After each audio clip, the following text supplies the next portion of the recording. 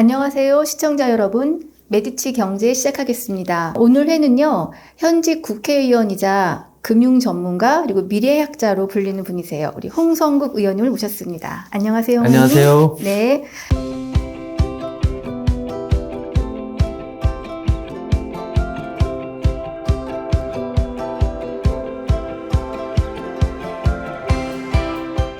일요일인데 이렇게 시간 내주셔서 감사합니다. 네, 일요일이 더 좋습니다. 네. 댁에서 오신 거예요? 아닙니다. 국회에서 좀 일이 있었고요. 저희 이재명 당대표가 지금 단식 중이라서 그쵸. 옆에 제가 원내 대변인이라서 2시간 당번하고 예. 이렇게 왔습니다. 오늘 홍 의원님을 모셨지만 오늘은 정치 이야기가 아니고 경제 이야기를 하려고 합니다. 홍 의원님께서 최근에 수축사회 2.0 시청자 여러분 보이시죠? 예, 다친 세계와 생존 게임이라는 부제가 붙은 수축사회 2.0을 얼마 전 내셨는데요. 일단 축하드리고요. 감사합니다. 네, 1.0 수축사회 내고 나서 유행어를 만드셨어요. 5년 지났는데 네. 어떻게 반응이 그당 5년간 네. 수축사회의 단어 주인공으로서 뭔가 대접을 좀 받으셨습니까? 그래도 우리 사회의 리더 그룹들 또 경제계에 계신 분들이 상당히 많이들 읽으셨더라고요. 사실 굉장히 딱딱한 책인데 선거 때 길거리에서 인사하잖아요. 네네. 그럼 책을 가지고 오셔서 또 사인 해달라 하시는 분도 있고 그래갖고서 나름대로 제가 이렇게 나름대로 일은 좀 했구나 이런 네. 생각을 했죠. 제가 조사해 봤는데 5만 권이 일단 넘게 팔렸습니다. 시청자 여러분. 지금도 팔리고 있는 스테디셀러고요. 저도 사실은 기자할 때 이거 서평 제가 썼던 이제 기억이 납니다. 감사합니다. 네. 자, 그래서 이야기를 이제 본격 시작할 건데 일단 2예요. 네. 5년 만에 낸 수축사회 2인데 저자로서 이 책 어느 분들, 이분들은 꼭 읽으시라 좀 말씀을 해주신다면. 지금 우리 사회가 모든 것이 이중구조화되어 있습니다. 이중구조. 네네. 양극화도 심해졌지만 양극화 또 심하죠. 세상을 바라보는 시각도 과거로 돌아가야 된다는 분도 계시고 또 아니다. 새로운 변화를 또 우리 사회가 수용해야 된다라는 식으로 많은 양극화된 구조가 있기 때문에 저는 가급적 정치인이지만 정치색을 배제하고 있는 사실 그대로 썼습니다. 그러다 보니까 제가 가장 권하고 싶은 부분들은 우리 사회 리더 계층들이 좀 읽으셨으면 좋겠다라는 생각이 들고요. 두 번째는 아무래도 경제와 밀접한 관계가 있는 투자가 여러분들도 좋고요. 네. 투자에 대한 내용들이 여러 군데 많이 숨어 있습니다. 그래서 읽고 음미하다 보면 앞으로 이렇게 되겠구나 큰 그림으로 투자에 대한 얘기를 했으면 좋겠고요. 그리고 이제 제목에 생존 게임이 들어갔듯이 네. 사실 우리는 누군가가 싸우고 있고 네. 전선이 한두 개씩은 다 있습니다. 어떤 분은 층간소음 때문에 위층하고도 싸우고요. 9월 말이 되면 추석이 되는데 또 가족끼리 만나서도 또 싸우는 경우 많이 그렇죠. 있어요. 부모님 누가 모실 거냐 뭐 이런 싸움도 있는 거고요. 그렇기 때문에 우리가 왜 다른 사람과 이렇게 싸우게 됐을까? 그러니까 근본적인 원인을 한번 알기 위해서는 많은 분들이 읽으셔도 좋지 않을까. 그래서 나름 굉장히 쉽게 썼습니다. 그러니까요. 제가 수책사의 1도 읽고 이제 2도 읽었는데 2는 약간 그 사회학적인 냄새도 많이 풍기고 그러니까 긴장감을 갖고 굉장히 속도감 있게 책이 나가는 거예요. 뚝뚝 안 끊기고. 그래서 너무 잘 읽히는데 아마 그게 쉽게 잘 쓰셨다는 거 하나랑 그 분석과 진단에 대한 일정 공감 뭐 그런 게 아닐까 제가 독자 일로서 한번 생각을 해봤습니다. 그러니까 우리가 많은 경제 관련 서적들이 수도 없이 나오고 있는데 사회학적인 베이스 그리고 세상이 바뀌고 있다라는 이 베이스 없이 현재 상황에 이렇게 해야 된다. 뭐 투자는 이렇게 해야 된다. 이렇게 해야 된다. 그러다 보게 되면은 투자가 입장에서는 늘 실패할 수밖에 없는 그런 상황이고요. 그래서 가급적이면은 정치, 경제, 사회, 문화 모든 것을 합치는 것 이것을 통섭이라는 용어로 쓰는데 이 통섭적 시각을 가지려고 어떻게 보면은 단일한 사안을 정치, 경제, 사회, 문화, 역사, 국제, 외교 뭐 모든 부분으로 설명하고 그러한 변화가 나한테 어떤 영향을 줄까? 결과적으로. 네네. 이런 관점에서 읽어보시면, 그쵸. 세계상에서 벌어지고 있는 일이 나한테도 엄청나게 영향을 주고 그렇죠. 있구나. 이런 것을 좀 느꼈으면 좋겠습니다. 네. 한편으로는 제가 이 책 읽으면서 좀 안도감이 들었어요. 이 수축사회가 뭐 중국, 미국뿐만이 아니라 우리나라가 아니라 모든 나라, 세계가 다 겪는 문제다 이렇게 기술하셔서요. 네. 다른 나라 상황은 좀 어떻습니까? 기후위기, 인구 감소, 과학기술이 세상을 바꾸는 것에서 자유로운 나라는 없죠. 네. 그래서 이 책에서 미국과 중국을 상당히 좀 깊숙하게 했는데 일반인의 인식하고는 상당히 차이가 날 거고요. 예를 들어서 우리 요즘 인도에 투자하라. 막 연일 언론들 나오고 하는데 저는 인도 그렇게 투자해서는 안 된다고 봐요.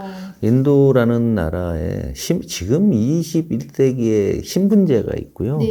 양극화 그렇게 심하고요. 특히나 거기 우수한 인재가 많다고 하는데 그 인재들은 한국도 많이 와 있어요. 애국심이 없어요. 돈만 있으면 다 따라갑니다. 네.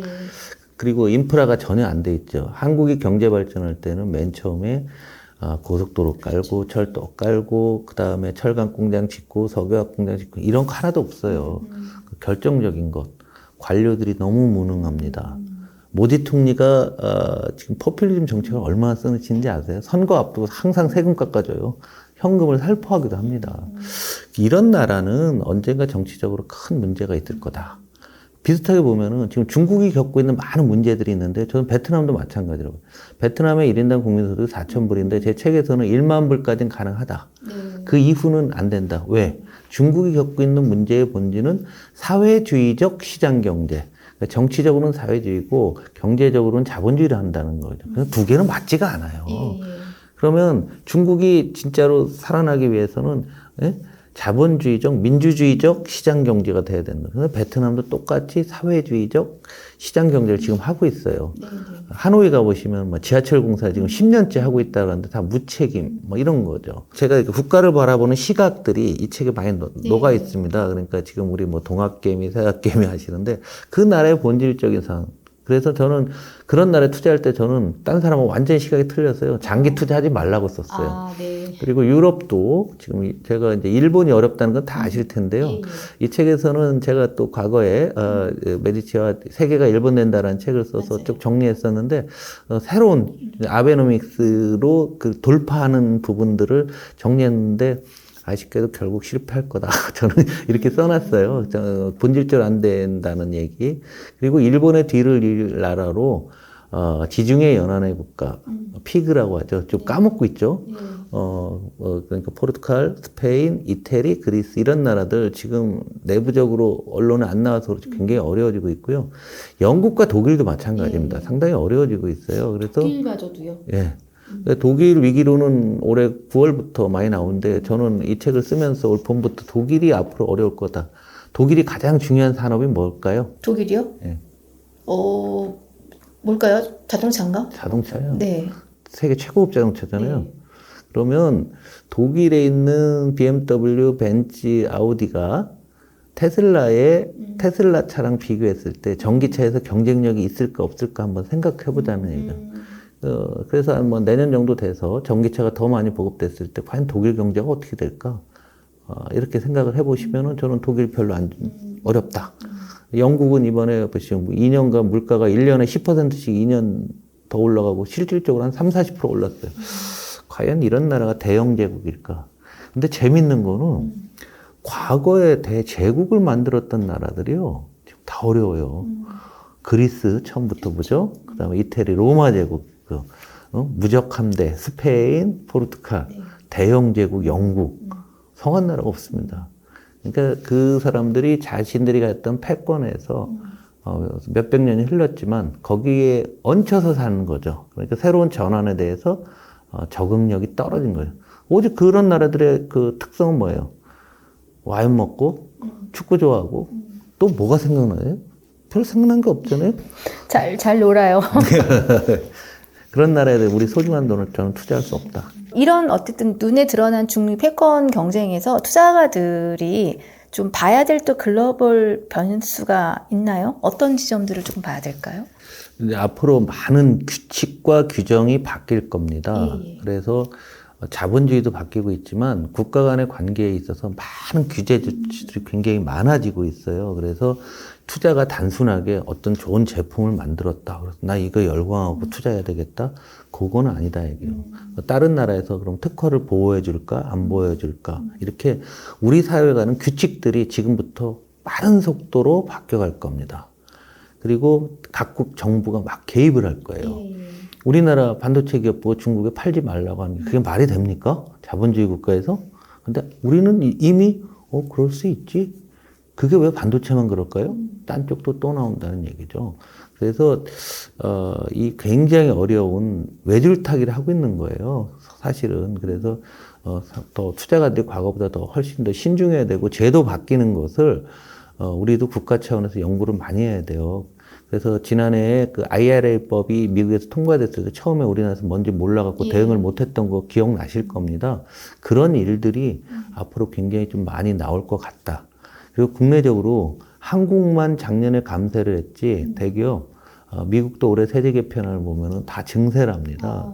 그리고 글로벌 법인세와 같이 딴 나라 가서 돈을 너무 많이 벌으면 그 나라에서 세금 다 뗍니다. 예. 이제 그래서 증세라든가 이런 것들이 많이 올라갈 수 있다라는 거죠. 그래서 우리가 보는 미래가 과거의 세계화 시대의 주식시장이 아니라 지금은 생존 게임의 장, 이전 투구의 장 속에서 우리가 투자를 하고 있다는 생각으로 바꿔셔야 될 것 같습니다. 지금 이러한 세계를 규정하는 다양한 선진국에 우리가 구루라고 하는 사람들이 책을 최근에 많이 냈어요. 네. 막 루니엘 로빈이, 챈들러니, 금리의 역습이니. 그 책을 읽어보시면 가슴에 와 닿지 않으실 겁니다. 왜냐하면 모든 사례와 비유가 전부 미국은 선진국이에요. 그래서 제가 이 책을 쓰면서 이런 좋은 내용들을 한국적으로 변화를 시켜야 되겠다. 그래서 그런 책을 제가 꼼꼼히 읽은 다음에 거기에서 나오는 동일한 시각으로 사례를 한국 사례로 갖다 붙이고 네. 현재의 벌어지고 있는 사례로 갖다 붙여놨습니다. 그래서 감히 말씀드리지만은 이 책을 읽으면 최근에 나온 그 유명한 이런 책들 한 50권 정도는 그냥 소화가 되지 않을까 이렇게 생각합니다. 우리 의원님 전망을요. 3가지 위험이 이렇게 동시에 한꺼번에 온 적이 없다. 이렇게 하셨어요. 그 3가지 위험 요인 한번 말씀을 드릴 때가 된 것 같아요. 공통된 주제가 바로 이 3가지의 전환이라는 거죠. 우리 기후위기를 비롯한 환경 문제, 그리고 환경과 안전을 같이 섞어도 괜찮습니다. 2개를 합쳐서. 그리고 인구 감소, 그 다음에 과학기술의 발달. 이 3가지가 우리를 규정하고 우리의 미래를 만드는 가장 중요한 동력이 되고 있다는 얘기죠. 네네. 이 얘기는 지금 얘기가 아니라 벌써 20, 30년 전부터 충분히 왔고, 이것 때문에 우리 사회가 우리가 알고 있는 사회가 아니라 전혀 다른 세상에 가고 있는데 이 3가지가 서로 조합을 일으키는 거죠. 잘 생각을 해보시면은 기후위기 문제가 이제는 정치적인 문제, 국제 정치적인 문제로 갔어요. 그리고 경제적으로 놓고 보게 되면은 어마어마한 돈을 쓰고 있죠. 그렇죠. 지금도 뭐 한 2조 달러 정도 쓴다고 하는 거죠. 경제적으로 놓고 보게 되면 석탄 발전이 가장 싸요. 네. 그런데 비싼 태양광을 하는 이유는 기후위기 때문에 그런 거 아니겠습니까? 그러니까 알게 모르게 우리가 태양광으로 전환하는 거에 대해서 우리 시청자 여러분들 돈을 내고 있는 겁니다. 그래서 안 쓰던데 돈을 쓰게 됐죠. 인구 감소야 뭐 이거 얘기하면 끝이 없는 거지만 돈 쓸 사람이 주는 겁니다. 숫자가. 기본적으로 수요가 주는 거죠. 그 다음에 과학기술의 발전은 또 공급력을 증대시키죠. 네네. 다양하게 생산성이 향상되면서 이거 갖고 스토리 하나 만들어 보면 안 써도 되는데 돈을 쓰는데 돈 쓸 사람은 줄어들고 네. 공급은 늘어나니까 모든 것이 다 공급 과잉이 되는.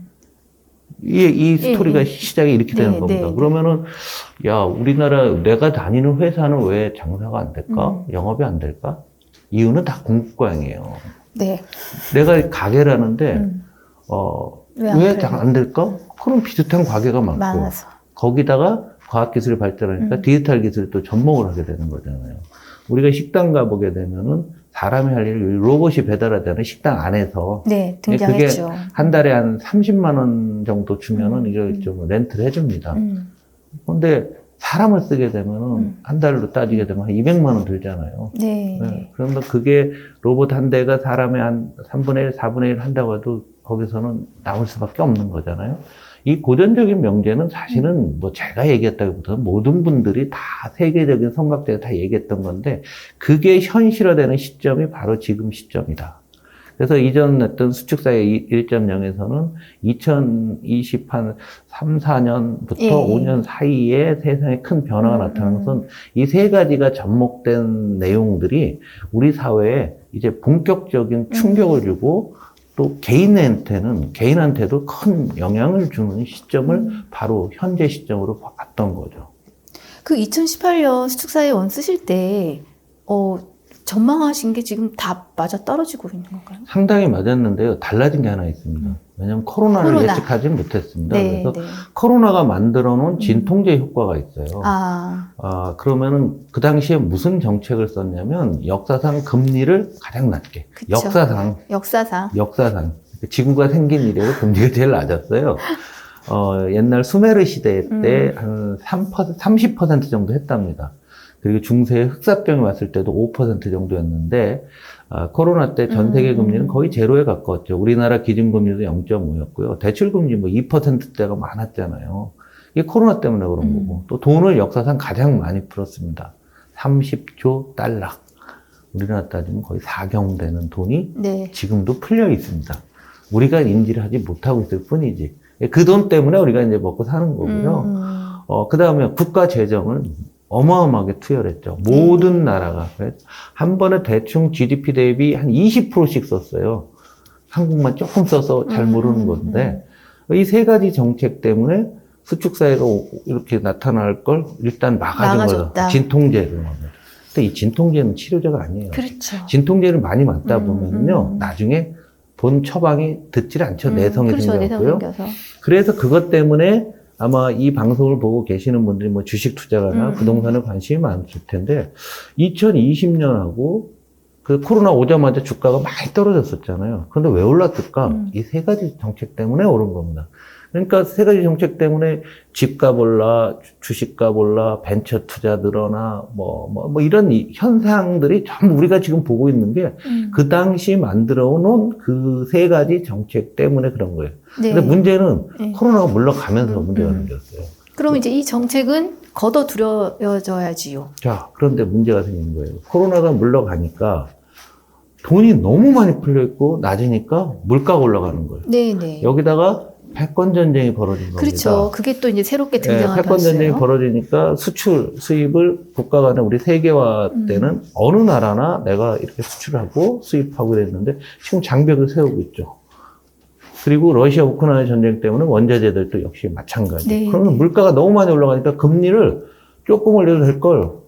우리가 진통제를 많이 맞았기 때문에 더 세게도 금리를 올릴 수밖에 없었죠. 그래서 우르르 무너진 겁니다. 언제부터? 2021년 하반기부터 무너져서 집값 떨어지고 부동산 떨어지고 주식값 떨어지고 뭐 이런 현상들이 나타났던 거죠. 그래서 지금 우리가 제일 중요하게 생각해야 될 거는 2020년, 21년에 나타났던 현상들, 역사상 최저금리, 역사상 돈이 가장 많이 풀린 것, 그리고 국가 재정을 쓰는 것, 이 세 가지는 앞으로 나타나기 어렵다.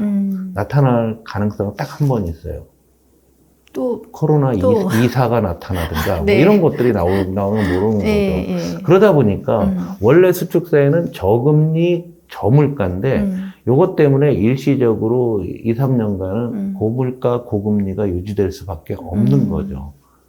그래서 이제 내년에 미국 경제가 나빠진다고 하는데, 나빠지면 이제 풀어놨던 돈도 지금 조금 걷고 있고요. 금리도 많이 올라 있고, 그러니까 사람들이 돈을 덜 쓰게 되니까 그렇게 되면 다시 수축사회식 2018년, 19년과 유사한 경제 구조로 넘어간다라고 저는 보고 있습니다. 아까 진단하신 세 가지 위험 요인이 한꺼번에 온 거. 네.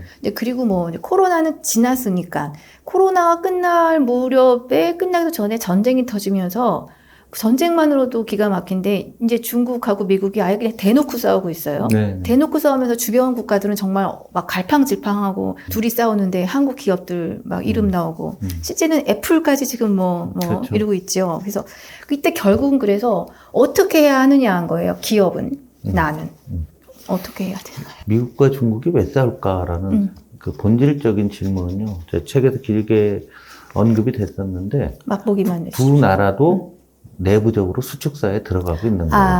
그러면 더 성장을 해야 되는데 성장할 방법이 없는 거죠. 내가 더 많이 내 능력으로 갚기 어렵다면 어떻게 해야 돼요? 다른 사람 걸 뺏어야죠. 그게 미중 패권 전쟁의 본질인 거고 국가 간의 경쟁의 본질이 되는 거죠. 그렇게 되니까 그런 방법 속에서 세계화라는 부분들을 우리가 사실은 세계화를 90년대 중반부터 우리가 이제 오다가 사실은 21세기 들어서 20년 한 겁니다. 그렇죠. 관세라는 것도 없고 이렇게 살았는데, 그럼 경제를 하는 사람 각 주체들이 생각이나 적응 방식이 다 틀려져야 돼요. 일단은 국가 내부적으로 정부는 공급망을 했을 때 독자적인 공급망을 구축하기 위한 노력들을 상당히 많이 해야 되고요. 그래서 외교도 상당히 다변화돼야 되는 거죠. 그러니까 요즘 보면은 지난달에 공급망 관리법도 통과가 됐어요. 예. 정부에서 이제 펀드를 만들어서 거기서 다양한 원자재를 사서 보관하고 이따가 위기 때 쓰고 또 최근에 또 요소수 문제가 다시 나오고 있고 그러지 않습니까? 그래서 그런 관계가 되기 때문에 국가의 역할이 굉장히 중요해진 거예요. 그래서 국가가 안보라고 했을 때 그냥 안보가 아니라 경제가 안보가고 안보가 경제인 상황으로 이제 바뀌어가고 있는 그런 상황이고요. 기업들이 굉장히 어려워집니다. 그래서 우리가 기업들은 지금까지는 전 세계를 대상으로 해서 무한 경쟁해서 내가 승리를 하면 됐잖아요. 그래서 승자가 모든 것을 독식하는 winner take all, 모든 걸 가져가고 뭐 우리 이렇게 왔었는데 이게 이제 불가능해집니다. 국가 간의 장벽들이 계속 쳐지는 거죠. 가장 대표적으로 구글이 아주 어려운 상태가 되는 게 유럽에서조차도 구글한테 구글세라고 갔잖아요. 글로벌 디지털세라고 해서 이런 것들을 받아가고 있는 거예요. 그래서 세상이 세계화해서 또 다른 세계로 가고 있기 때문에 큰 그림에 대한 생각들을 해야 될 것 같고요. 개인의 입장에서는 가장 중요한 것은 성장률이 올라가기는 어렵다. 네. 그리고 세상은 더 빠르게 바뀌고 있다. 과학기술 때문에도 바뀌고 있기 때문에 내가 앞으로 미래는 이렇게 될 것 같다라는 이런 생각들을 진짜 과감하게 버리셔야 돼요. 그래서 변화하고 달라진 것에 맞춰갖고 내가 바라보는 미래를 다시 보고, 그러니까 세상을 보는 이 안경을 이제 바꿔 끼야 되는 거죠. 그런데 정말 어려워요. 말로만 그렇지만 어려운 거거든요. 그러기 위해서는 우리 사회 리더 그룹이나 뭐 이런 분들이 끊임없이 우리 세상이 이렇게 달라졌습니다 얘기를 해야 되는데 인양반들도 잘 모르니까 그냥 과거의 처방을 계속하는 겁니다. 그러다 보니까 사회 갈등이 매우 심해져 갖고 제가 국회 간 지 3년 됐는데 3년간 뭐 민원인, 각종 시위, 물론 저도 따라갑니다. 당에서 하기 때문에. 그런데 그거는 우리가 큰 흐름에 대한 이해 부족이 굉장히 크다라고 보고 있습니다. 일자리를 바라보는 관점, 그 다음에 뭐 자녀의 미래를 위해서 교육을 어떻게 투자해야 되는 관점, 이런 것들도 사실은 과감하게 개인이 좀 다른 인식을 가져볼 필요도 있을 것 같아요. 많은 변화들이 일부에서는 나타나고 있습니다. 예를 들면은 이제 문과 출신들이 취업이 잘 안 되잖아요. 왜 문과가 하는 일이 이제 기계가 다 합니다.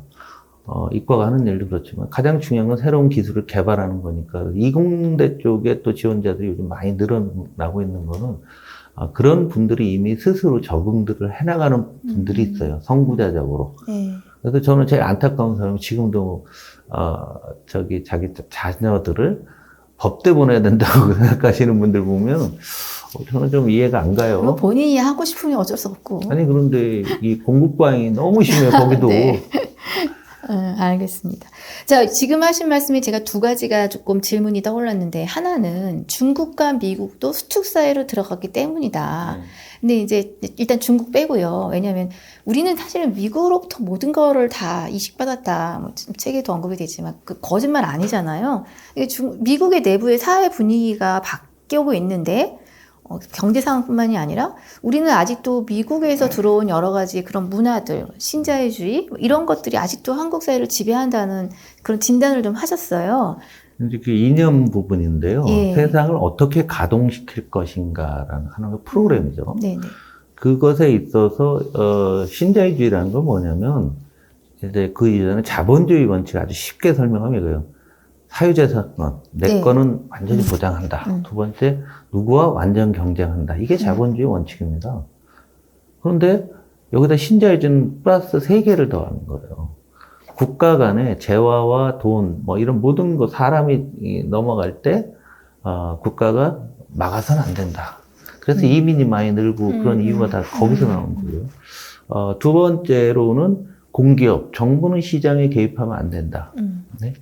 그래서 공기업 민영화를 하는 거죠. 공기업 민영화라고 옛날에 KT 민영화한 논리가 이거고요. 네네. 한전이 증권시장에 상장된 것도 같은 논리를 한 거예요. 90년대에. 그리고 최근에는 뭐 MB 정부 때는 인천공항을 또 하려고 했고 철도공사도 하려고 했는데 다 이제 막혀 있고 네, 최근에는 좀 YTN 또 민영화까지도 미디어까지 하고 있는 게 요게 이제 신자유주의. 세 번째 이제 노동운동이 노동운동이 기업 경영을 방해해서는 안 된다. 많이 생각이 나시죠? 우리나라 뉴스에 이 세 가지가 다 나옵니다. 네. 최근에 이슈가 되고 있는 건데요. 이 이데올로기들은 이제 90년대 그리고 2000년대 초반에 나타났던 그런 이데올로기고 그걸 미국이 주장했던 겁니다. 그런데 그걸 해놓고 놨다 봤더니 어떤 문제가 생기냐면 쉽게 얘기하면 서로 완전 경쟁을 하는 거 아니에요. 대센 사람을 하잖아. 그랬더니 미국이 원래 제조업도 안 하고 제대로 뭐 미국은 이제 패권 국가이기 때문에 패권에 취해 있었는데 중국이 이 세계화와 신자유주의를 쏙 받아들여서 국가를 아주 효율적인 시스템으로 만들었던 거죠. 전 세계에서 중국 제품 안 쓰는 나라가 없잖아요. 맞아요. 수출 권력 1위래요, 중국이. 이거는 서울대에서 분석을 했는데 전 세계 모든 나라가 어느 나라 제품을 안 쓰면 내가 힘들어질까라고 조사를 해봤더니 1등, 압도적인 1등이 중국이에요. 네. 그래서 예를 들어 우리나라에서 김밥집 하시는 주인도 우리나라가 중국과 관계가 나빠지면 중국 그 김밥 안에 재료. 들어가는 내용물 그리고 김치 나오는 거 이거 다 중국제 아니에요? 네. 단무지, 김치. 그래서 그럼 이게 가격이 확 올라가는 거예요. 그래서 이데올로기는 그런 건데 그러다 보니까 역으로 미국 경제가 더 어렵게 만들어진 거예요. 그래서 자기네가 만든 신자유주의. 그렇죠. 그러니까 자기네 발등을 자기가 찍은 거죠. 그래서 여기다 반기를 들은 사람이 트럼프입니다. 트럼프를 지원해 준 사람은 누구예요? 흔히 러스트벨트라서 과거 제조업 지역에 있는 백인들 아니에요? 그렇죠. 그 사람들이 있던 공장이 지금 중국에 다 있는 거예요. 네. 그러다 보니까 자기네가 굉장히 어려워진 거죠. 어려워지니까 트럼프가 나서서 중국 때리기가 시작이 된 거죠. 그래서 지금은 그런 무슨 이데올로기 원칙은 이미 다 사라졌어요. 미국은 저는 이 책에서 미국식 사회주의라고 할 정도인데 네. 바이든의 정책을 보면 대학생 학자금을 뭐 2만 불 정도를 뭐 탕감을 해준다. 물론 국회에서 통과가 안 됐어요. 너무 이제 좀 과감하다 하는데 뭐 별의별 데 이 어려운 사람들을 위한 양극화를 해소하기 위한 정책들 우리나라 같으면 뭐 완전히 뭐 좌파 뭐 퍼주기 막 할 정도의 곱하기 한 10 정도 되는 정책을 미국이 다 하고 있어요. 근데 우리나라 언론만 보도가 안 되고 있는 겁니다. 그래서 지금 이데올로기 시대가 아니라 생존 게임이라고 했을 때 국가 내부적으로도 양극화가 심해서 서로 살아가기 어려운 측면이 있고 국가 간의 관계에서도 그런 상황이에요. 그래서 이데올로기가 좌측 이데올로기냐 우측 이데올로기가 아니라 생존 이데올로기다. 그런데 그 안에서 발생하는 현상은 마치 우리가 게임하듯이 격렬하게 투쟁적인 상황이 됐다. 그래서 생존 게임이라는 거죠. 그러니까 우리 이분법으로 세상을 바라봤다간 정말 우리도 큰일 날 것 같아요. 어느 특정한 국가의 의존도를 높여서 그 나라가 문제가 발생했을 때 우리가 같이 위험해지는 거 이거를 좀 예방하자. 이렇게 설명을 해도 되죠. 대한민국이라는 나라가 그동안 취했던 건 정말 얼마나 아슬아슬하게 했습니까? 이쪽 비위도 맞춰야 되고 저쪽 눈치도 봐야 되고. 근데 지금 외교 문제 보면 이건 뭐 그냥 고잉고잉 하고 있는 거 아닌가요? 우리가 한국이 이제 중간적인 위치에 있죠. 미국과 중국이 싸우고 있는 것을 이 책에서 제가 굉장히 자세하게 많이 다뤄놨는데요. 그 가운데 한국이 있는데 싸우는 무기가 뭐냐? 반도체하고 배터리입니다. 네.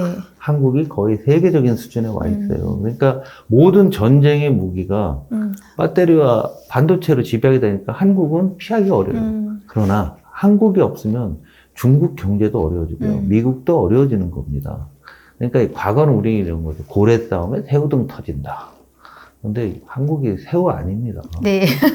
조그만 밍크고래, 참치 큰 거, 뭐 아니면은 뭐 그런 큰 고래는 아니고. 그런데 우리가 독자적으로 해나갈 충분한 능력이 있습니다. 그리고 보다 중요한 것은 미중 간의 그런 경쟁 속에서 일단 우리 산업이 주 전장터인데 우리가 중심을 잘 잡아야 되는 거고요. 그 전략도 책에는 잘 써놨습니다.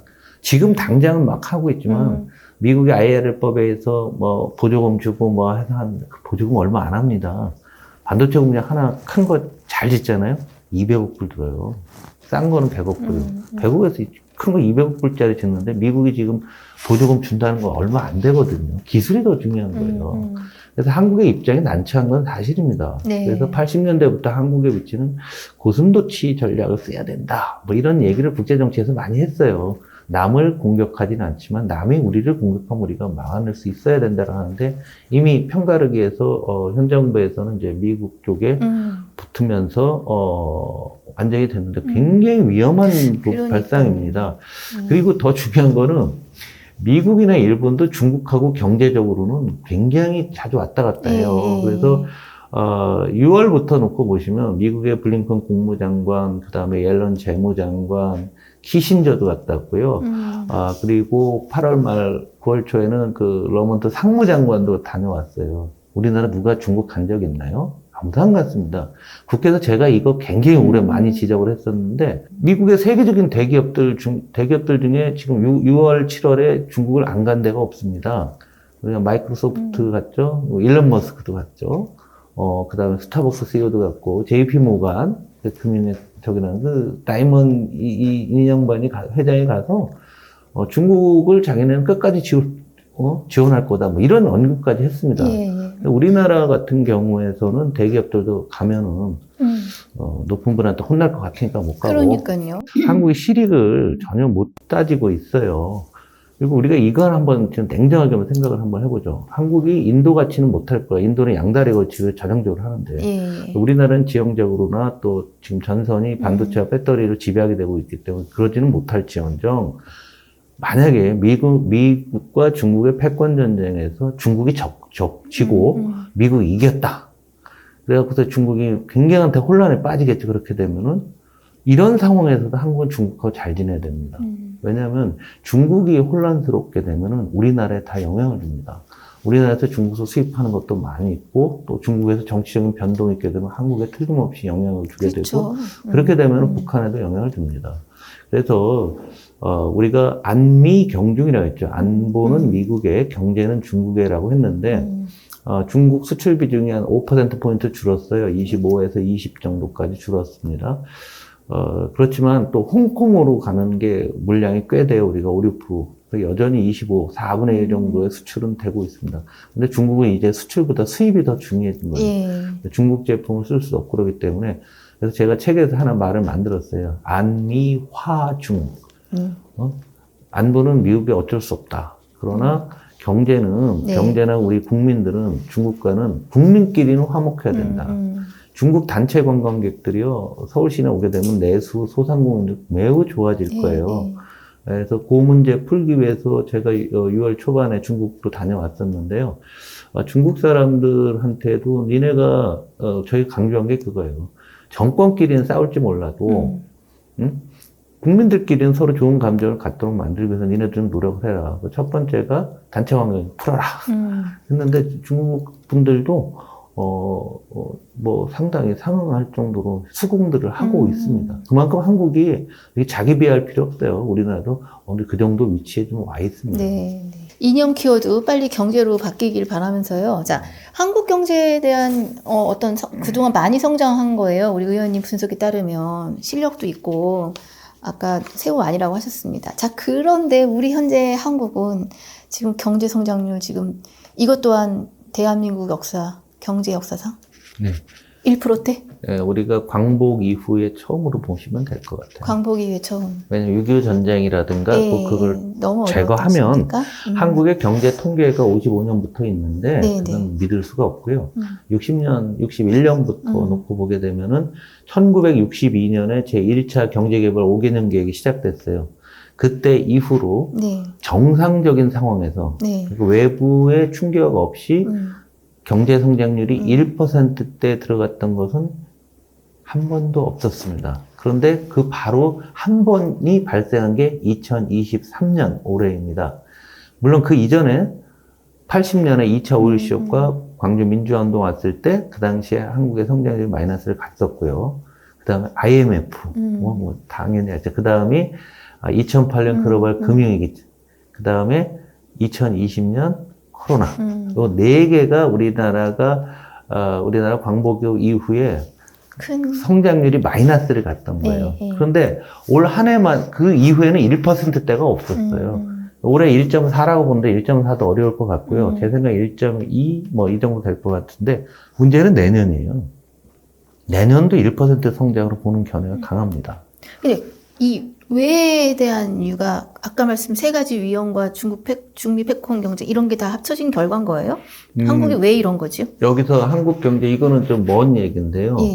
글로벌 금융위기가 나타나면서 그리고 그 과정에 또 중요한 게 우리가 항상 까먹지 말아야 되는 게 중국이 엄청나게 컸거든요. 네. 그러니까 중국이 2010년대에 비약적으로 성장을 했습니다. 우리는 그냥 보고만 있었죠. 한국의 주요 산업들이 어려워진 게 전부 중국의 성장 때문에 그런 거 아닙니까? 그래서 예를 들면 2000년대 초반에는 우리나라가 자동차를 중국에 수출했는데, 예? 그래서 우리나라 자동차 국내 생산이 뭐 해서 400만 대, 500만 대까지 올라왔어요. 그런데 중국에서 지금 20년 동안 자동차 증설해서 3천만 대가 넘습니다. 중국 생산량만. 그러니까 중국이 커왔고, 그리고 경제가 다 우리가 생각해보면 지난 10여 년간 주식시장에서 히트친 종목, 빵이라고 하는 회사들, 페이스북, 아마존, 애플, MS, 뭐 이런 회사들 잘 보면 다 소프트웨어 회사들인데 우리 여기 인력 다 하나도 키우지 않았잖아요. 네. 알게 모르게 10여 년 전부터 이미 한국 경제는 서서히 타락하고 있고 한국의 산업들이 어려워지는 상태였어요. 그런데 여기서 또 진통제를 맞았어요. 코로나 때 다른 나라들보다 한국의 그래도 제조업들이 한국은 그런 옛날에 좀 했던 게 있으니까 코로나가 오니까 딴 나라들은 다 공장이 멈춰버렸거든요. 그래서 우리나라 코로나 관리가 잘 됐잖아요. 네, 그때도 네. 공장을 계속 돌렸죠. 돌리면서 잠시 회복이 됐다가 2023년, 2022년도 하반기부터 서서히 나빠져서 지금 9월 기준으로 작년도 10월부터 이제 수출 증가율이 마이너스가 되거든요. 작년 9월부터네, 그래서 11개월 연속 수출이 마이너스가 되는데, 한국의 주력 산업들이 지금 제대로 된 게 없어요. 과거에 디스플레이 잘 된다고 하는데, 이거 중국한테 다 잡혀 있고요. 스마트폰에 들어가는 OLED 정도밖에, 그리고 대형 TV밖에는 별로 안 되거든요. 예를 들면, 그리고 뭐 석유화학도 잘 안 되고 있고, 자동차 하나 지금 남아 있어요. 근데 자동차는 미국에 일시적으로 수출이 는 겁니다. SUV 수출이 늘고, 그것도 미국 렌트카 회사로 좀 많이 나가요. 예를 들면. 그래서 산업의 경쟁력이 구조적으로 떨어지고 있는 게 가장 중요한 내용이고요. 또 하나는 1인당 국민 소득이 3만 불 넘게 되면요. 내수 시장이 발달해야 되는데 한국 사회가 양극화되면서 소비가 양극화되고 있죠. 그러니까 내수가 늘어날 방법이 없어요.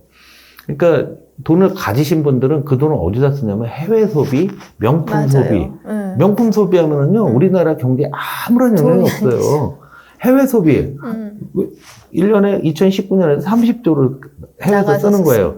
30조 우리나라 와서 풀렸다고 한번 생각을 한번 해보세요.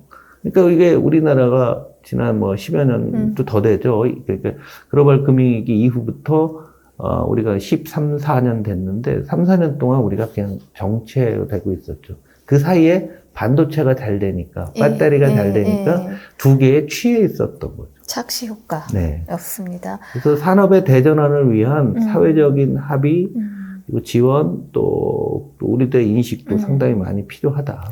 자, 그런데도 아직도 많은 분들은 옛날이요 정도까지는 아니어도 최소한 금리가 이 정도는 아니겠지. 조금 더 내려갈 수 있겠지. 증시는 좋아지겠지. 약간 그런 여전히 그 기대 심리 못 버리고 있을 것 같아요. 우울함은 우울함인데 이분들 어떻게 해야 돼요? 그럼 특히 그러니까 개인 투자 지수가 안 올라갈 것 같으니까 종합지수가 올라간다는 얘기는 경제가 좋아진다는 얘기예요. 근데 지수가 안 올라갈 것 같으니까 2023년 내내 뭐 했습니까? 2차 전지, 초전도체, 이런 테마주들이 유행하는 거는요. 잘 돌이켜보면 1996년 5년 이때 대한민국의 테마주 전성시대였어요. IMF 오기 전에. 그 얘기는 지수는 안 올 것 같을 때 금리가 어느 정도 낮으니까 그런 거예요. 주로 그때 IT 관련된 테마주 많이 형성됐죠. 그래서 지금 단언코 말씀을 드리지만 금리가 2020년 금리로는 다시는 안 간다. 그건 코로나 때문에 그렇게 간 거니까. 일단 거기에 대한 정리를 해야 되고요. 양적 완화도 돈 풀어놓은 것도 선진국들이 걷어들일 수밖에 없다. 세 번째, 한국의 산업에서 성장 산업 몇 개 빼면은 한국의 중추적인 산업들이 굉장히 어려워지고 있는 점을 인정을 해야 된다. 그래서 주식 투자가 입장에서는 이런 세 가지 정도의 상황들을 항상 가슴에 안고 그렇다면 목표 수익률을 낮춰야 되죠. 그런데 문제는 그러다 보니까 사람들이 테마주에 너무 너무 현혹된다. 맞습니다. 그래서 한번 이걸 이렇게 생각하면 퍼라는 게 있죠. PER. 펄을 코로나 시대 때는 금리가 낮으니까 세계 전체로 퍼가 이렇게 올라가요. 퍼가 올라간다는 얘기는 기업 이익은 가만히 있는데 주가만 올라가면 퍼가 올라가는 거잖아요. 근데 또 하나의 문제는 그 당시에 금리가 워낙 낮으니까 퍼가 올라가도 괜찮았죠. 근데 지금 금리가 그 당시 금리 여기였는데 네. 금리가 이렇게 올라갔어요. 그러면 퍼가 낮아져야 되잖아요. 네? 낮아져야 되는데 지금 이걸 인식들을 안 하고 있는 거예요. 그래서 부동산 투자가나 주식 투자가나 우리가 한번 생각을 해보면 그러면은 다시 그럼 코로나 시대에 금융시장과 같은 환경이 조성될 거냐? 그래서 저는 아니다라고 봅니다. 그래서 이 부분은 정확히 좀 우리가 정리를 해야 되는데, 네. 또 부동산도 마찬가지 아니에요. 그리고 정부도 그러니까 겁이 나죠. 그러니까 빚으로 빚을 막는 거죠. 특히 부동산 시장 같은 경우는 빚에 의존해서 우리나라가 가계부채 세계 1위 아닙니까? 가계부채 세계 1위인데 여기서, 만약에 주택가격이 더 하락하게 되면은, 약이 없어요. 너무 그 가계부채가 많기 때문에. 그러다 보니까 이 하이먼 민스키라고 경제 위기 전문가라고 있습니다. 민스키 모먼트라고 아주 유명한 적이 있는데 이 사람이 이런 말을 했어요. 돈을 빌려간 사람이 돈을 갚을 능력이 사라졌다. 그래서 이 사람이 돈을 갚는 유일한 방법은 돈을 빌려서 산 주식이 됐건 부동산이 됐건 이게 올라갈 때만 내가 빚을 갚는 상황이 됐을 때 이때를 바로 폰지 금융이다. 예. 폰지 금융은 사기라는 얘기잖아요. 네. 하이먼 민스키가 그런 말을 했어요. 근데 지금 정부도 진짜 곤란한 게 냅두면은 폭락할 것 같고 그래서 금융에 많은 문제들이 나타날 수밖에 없는 거고요. 그렇다고 해서 금리를 더 낮출 수도 없어요. 왜냐하면 미국과 금리 차도 벌어져 있고 이런 글로벌보다 한국만 그럴 수가 없는 거죠. 그러다 보니까 어거지로 대출 금리를 좀 누르고 있는 측면들이 있습니다. 네. 그래서 아마 올 겨울에 굉장히 금융시장이 또 차별화되면서 도산이라든가 네. 어려운 기업들도 많이 나올 것 같으니까 좀 지뢰밭이다. 네. 이렇게 생각하시면 좋겠어요. 개인 투자가들 좀 염두에 두고 계획을 좀 세우셔야 될 것 같습니다. 이건 정말 따로 한번 모시고 얘기를 좀 들어보는 걸로 하고요. 모두가 다 투자하는 시대가 됐어요. 뭐 한국 국민들 교육열 높고 똑똑한 거 알겠는데 정말 장난 아닌 수준 같습니다. 전문가 영역이라고 생각했던 것들이었잖아요. 옛날에는 애널리스트라든가 그런. 근데 지금 이제 개인들이 분석하고 뭐 개인들이 시장에 영향력을 미친다는 그게 등장한 뭐 동학개미. 한국의 종교는 자본주의가 된 지 오래인데 우리 의원님은 개종을 했는데 자본주의에서 개종을 해서 배금주의로 개종했다고 하셨어요. 이거는 뭐 굉장한 종교가 자본주의라는 것도 우리끼리는 정말 시니컬한 거잖아요. 네. 근데 배금주의까지 갔는데 이게 지금 경제 상황과 맞물린다고 생각하니까 너무 끔찍하거든요. 그야말로 돈 앞에서는 무슨 짓을 다 할 수 있는? 그게 수축사의 특성입니다. 아. 돈을 쉽게 벌기 어렵기 때문에 네네. 돈의 가치가 또 더 올라가는 거죠. 그리고 디지털 세상이 오면서 제가 메슬로우 인간의 욕구 5단계로 사람들의 심리를 설명한 부분이 있는데요. 네네. 이제는 누구나 1단계가 뭐 생리적 욕구, 2단계가 안전 욕구, 3단계 사회적 욕구, 4단계 존경, 5단계가 자아실현인데 이제는 존경이나 자아실현 욕구를 누구나 충족할 수 있게 됐어요. 왜냐하면 돈만 있으면 포장이 가능해지고 누구한테 보여줄 수가 있는 그런 상황이죠. 그런데 대체 또 다른 측면이 있습니다. 뭐냐면 2020년, 21년에 새로운 주식 투자가들이 어마어마하게 많이 들어왔습니다. 그 이전에 4,500만 정도로 투자가를 봤는데 여기서 1,000만 명이 됐어요. 왜 그런 거기다가 이제 가상자산이 또 600만 명이 또 들어왔고요. 네네. 그러면은 뭐 겹친다라고 보더라도 한 1,000만 명 정도가 주식시장에 들어왔는데 이분들한테 정말 죄송한 얘기지만 이분들이 들어온 시기는 비정상적인 시기에 들어온 겁니다. 코로나라는 비정상적인 시기. 또 코로나 때문에 금리가 역사상 가장 낮고 돈이 가장 많고 정부가 돈을 마구 써대는 이런 국면에서 들어오다 보니까 주식을 제대로 논리적으로 이론적으로 학습할 수 있는 기회가 떨어졌어요. 그러다 보니까 게임화됩니다. 우리 밈 주식이라는 얘기도 있었고요. 뭐 공매도 할 때 막 붙어갖고서 미국의 게임스탑에서 뭐 B&B인가 이런 회사도 있었고요. 그건 투자가 아니잖아요. 게임이잖아요. 그래서 이번에 들어오신 1,000만 명 이런 분들도 여러 부류가 있을 겁니다. 그런데 저는 지금 뭐 주식과 관련해서 35년 뭐 정도 됐는데 쳐다봤는데 계속해도 정말 어렵고 힘든 거예요. 미래를 반영하는 거기 때문에. 너무 쉽게 게임처럼 접근하시는 분들이 왔어요. 그래서 제 책에 이렇게 써놨습니다. 이거 투자 문화가 큰일 났다. 이렇게 되면은. 지금. 투자가 게임이 된. 네. 투자가 게임이 되고 도박이 되고 이게 가상자산이랑 또 구별도 안 되잖아요. 지금 여기 왔다 저기 왔다 막 하고 이런 상황에 대해서 우리나라가 특히 증권시장이 상당히 저는 중장기적으로 논리에 의해서 움직이지 않는 좀 비정상적인 시간이 좀 오래되는 아주 안 좋은 부작용을 이번에 우리가 겪을 수밖에 없어졌다라고 생각합니다. 정말 배금주의와 탐욕의 사회가 된 건가요? 그렇죠.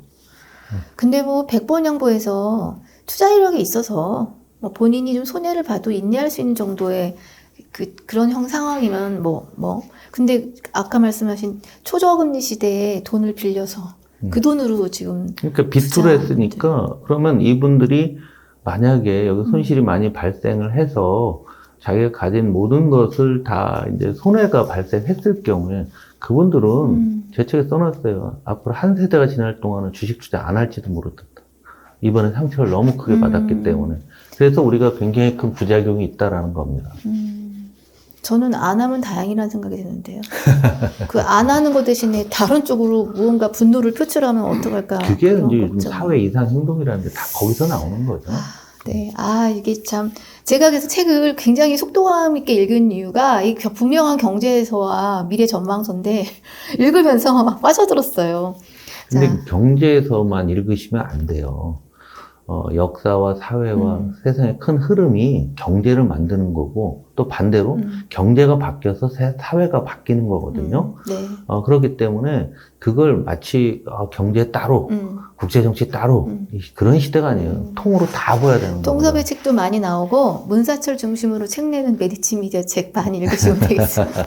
자, 뭐 대충 시간이 굉장히 가고 있는데 우리 마지막에 미래경제의 10가지 트렌드를 전망하셨어요. 네. 한 개를 꼽아서 미래경제 10가지 트렌드 중에 이거 하나는 좀 제가 여기서 설명을 드리겠다. 코로나가 나왔다 물러갔죠. 네. 물러가서 금융시장이 지금 흔들려고 있는데 그게 표면으로 안 보일 뿐이지 전 세계 전체적으로 부실 채권이 굉장히 많이 늘어나고 있습니다. 미국도 그렇고 한국은 더 심해요.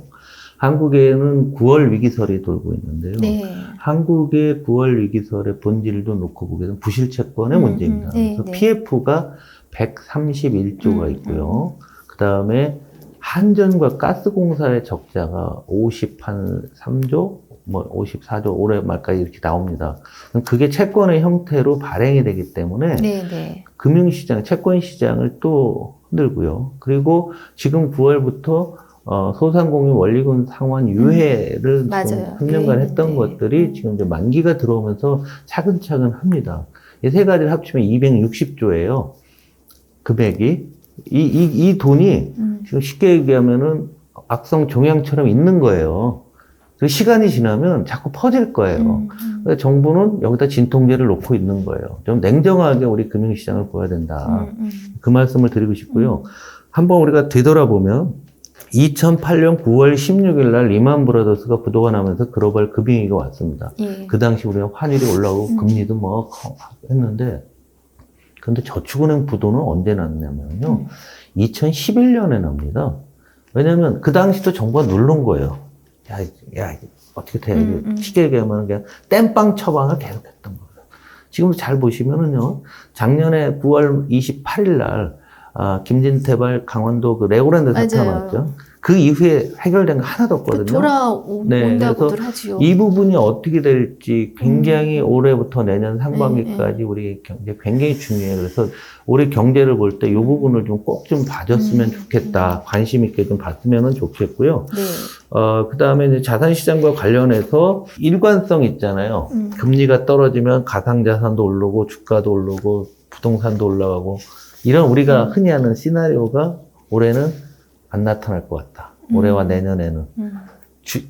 부동산도 지방은 다 끝나버리고 서울도 중심지만 오른다든가 이런 형태로 갈 거고요. 주식도 돈 버는 회사가 별로 많지 않거든요. 특정한 종목들은 막 지난번 2차 전지가 막 올라가긴 하겠지만은 또 과도하게 어떤 올라갈 수도 있는 거고요. 이런 현상들은 계속 나타나면 전반적으로 지수가 움직이면 굉장히 어렵고서 굉장히 차별화될 것 같다. 금리가요. 2000년에 보면 프리 IPO 하는 기업들이라든가 그래서 장외 주식들도 많이 했었는데 금리가 낮아서 글로 간 거예요. 근데 지금 금리가 이렇게 높으니까 새로운 벤처 기업도 안 나올 거예요. 그러니까 모든 게 다 차별화돼 갖고 일관성이 굉장히 사라지는 주식시장, 부동산 시장, 금융시장이 되지 않겠는가라는 생각입니다. 투자가를 위한 조언들이 책 곳곳에 숨어 있다고. 네. 네, 그 숨어 있는 거를 좀 찾아내시면 좋겠고요. 읽으시고 궁금한 거 있으시면은 오늘 방송에 댓글로 남겨주십시오. 저희 호영님 다시 모셔서 AS 해드리는 방송 해드리겠습니다. 바쁘신데 오늘 나와서 감사하고요. 나와주셔서 감사합니다. 수축사회 2.0 닫힌 세계와 생존게임 쓰신 홍성벽 위원님과 진행한 메디치 경제였습니다. 감사합니다.